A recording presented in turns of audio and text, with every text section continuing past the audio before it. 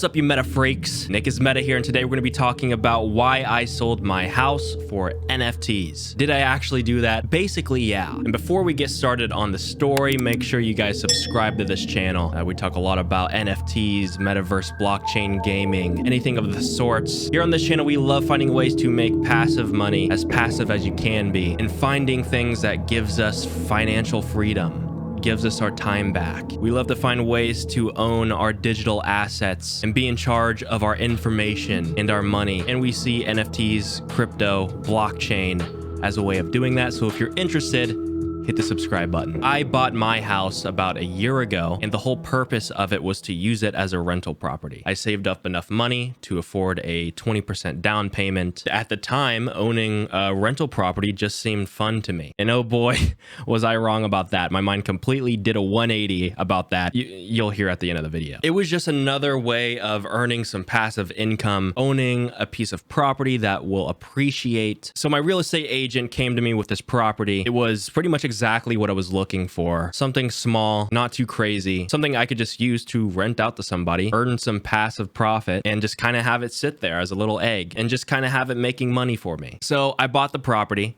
I think it was like 130,000, put 20% down. I think it ended up being a $30,000 down payment with the fees and all that. And it was ready to go. It was actually a totally renovated on the inside house. It looked really good. I would live there. Just based on the inside, I would live there. Had a newly renovated kitchen, bathroom. I'm talking about everything. It also had a little shed in the back. So a little backstory on this house, which is actually really interesting. And I didn't find out later until I talked to the neighbor across the street about who lived in this house and what they used the house for, because it was weird. The shed had electricity running through it. There was an AC unit in there, but it wasn't zoned for that. It wasn't properly set up for electricity. Someone just ran an extension cord out from the main house into the shed in the back. And I found out after talking to the neighbor, it was actually a family of little people. Sorry if that's a wrong term to use. I don't know what the right term to use these days is, but little persons living in this house. And I think it was the kids that were living in the shed. Literal little people living in the shed,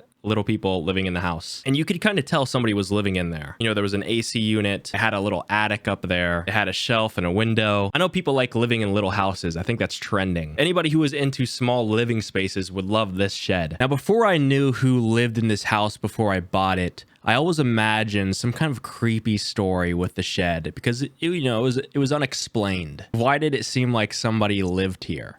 Why did it seem like somebody lived in the shed? Why did it smell so bad? There were a lot of questions and creepy stories running through my mind. And I knew creepy stories were doing well on TikTok, so I made this TikTok here. You're not gonna believe what I just found in the attic of the shed of my first rental property. I noticed there was a little hole in the ceiling that led to the attic. I didn't have a ladder, so I reached up with my camera and the flash of my phone to see what's up there. But right before I was about to reach up, I noticed a few dark red stains on the wall that looked like it came from the attic. So of course this freaked me out a little bit, but I lifted my camera up and I'm absolutely terrified of what I've seen. Hit the like button if you guys want to see a part 2. And I did go in the attic in the shed. All I found was a small TV and some empty baby diaper boxes. Not much up there. And I was told the family of little people died in that house. Rest in peace to them. But it makes a creepy story even a little bit more creepy. So I didn't really have to do any repairs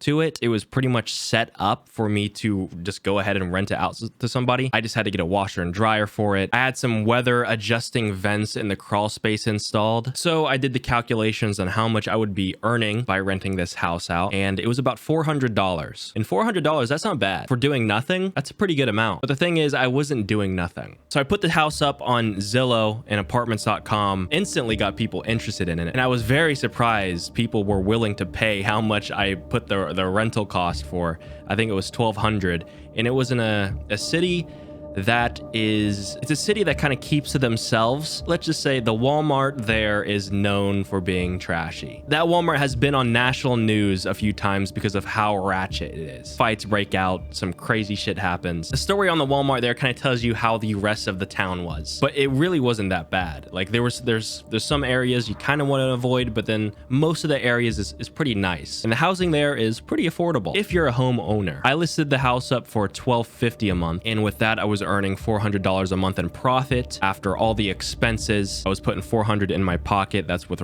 repairs and everything accounted for. And it was great until the tenant that I had in there just kept being late on their payments, which was really annoying. She would always be late to her payments. I'd have to text her, email her about it, charge her a late fee, all that. Sometimes I would have to do paperwork with tax and all that involved. And it just seemed like every time something came up about this rental property, I would just be annoyed. I just wanted it to end. And the thing is, the tenant that I had in there wasn't bad. Like, it could have been a lot worse. She was a mom with 2 kids living there. She had a really good job. I don't know why she was late on payments. Maybe she had her reasons, but still, it was annoying. I had the mortgage to pay for, and it just started to become unfun very quickly. So at some point, the tenant complained about the neighbors. I guess the neighbors would have fights outside at night. They had tents up in their front yard for some reason. She complained about the cops being at their neighbor's house all the time, which there's nothing I can do about it. I can do a lot about my own property, but the neighbors, not so much I could do. So she wanted to get out of the lease early. She signed a year lease, and about at the 6 months mark, that's when she wanted to get out.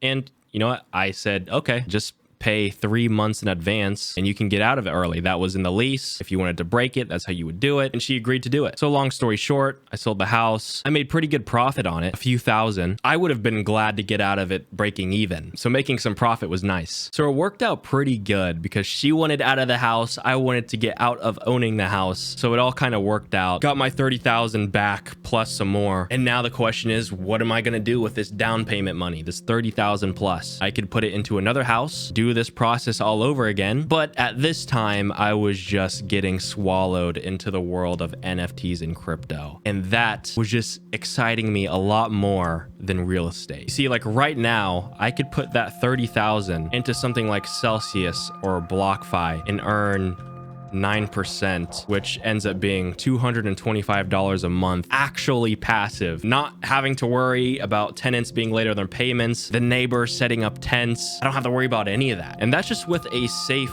9%. You could also put it into something like Anchor Protocol, earn 20%, which would be $500 a month, which is more than I'd be making on the rental property. So you really can't just think about the net profit that you're earning. You have to think about how much time it requires from you to earn that much. Because owning a rental property is not actually passive. There's some work you got to do with it. And you actually have to be willing to put that time into it. And I wasn't having it. I was not interested in it. Maybe I will be more into it in the future, or maybe I'll get into virtual real estate. But yeah, I'm glad I went through the process of it to find out that I did not like dealing with real estate. And I've gained the knowledge of what it takes to own a house, the property buying and selling process, that what's required of it. I did learn a lot. So what am I spending my money on now? Well, the first thing that I spent some of the money on, Minecraft NFTs, a project called Critters, which was my first ever NFT actually. God, that scared me. The wind was blowing really hard. But yeah, it's a play to earn Minecraft game. I'm not telling you guys to buy it. It's just what I did. If you are interested in it, I have a video on my channel about Critters. And I would say going the NFT route is a bit more risky than owning a rental property. Owning a rental property is a safer route with decent returns. But I think as a young person, you should be making more risky moves. The younger you are, the more risks you should be taking. Because if you make a bad move, and you probably will, you have time to fix that mistake. Whereas if you were to make more risks when you're older, when you have kids, more responsibilities, if you lose on a risk, you lose a lot more. You don't have time on your side. You're not able to recoup. That's why I think it'll be better for me to get into real estate when I'm older, when I want less risk and more stability. Right now, I'm ready to take all the risks, baby.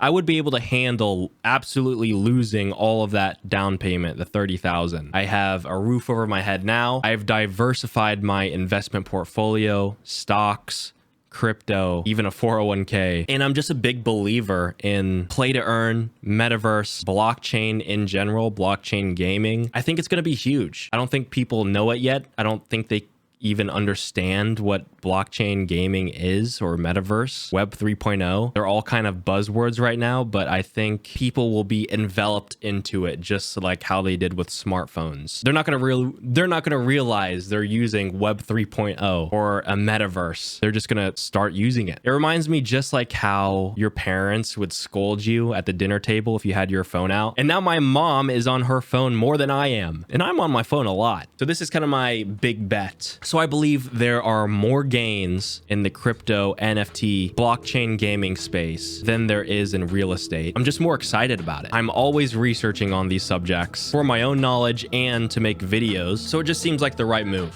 for me right now. And who knows, I could lose everything. That's a possibility, but it is a risk I am willing to take. So if you guys want to see where this goes, hit the subscribe button, follow me on Twitter, Instagram, join our MetaFreak community Discord. There's a link in the description, and I'll see you guys in the next video.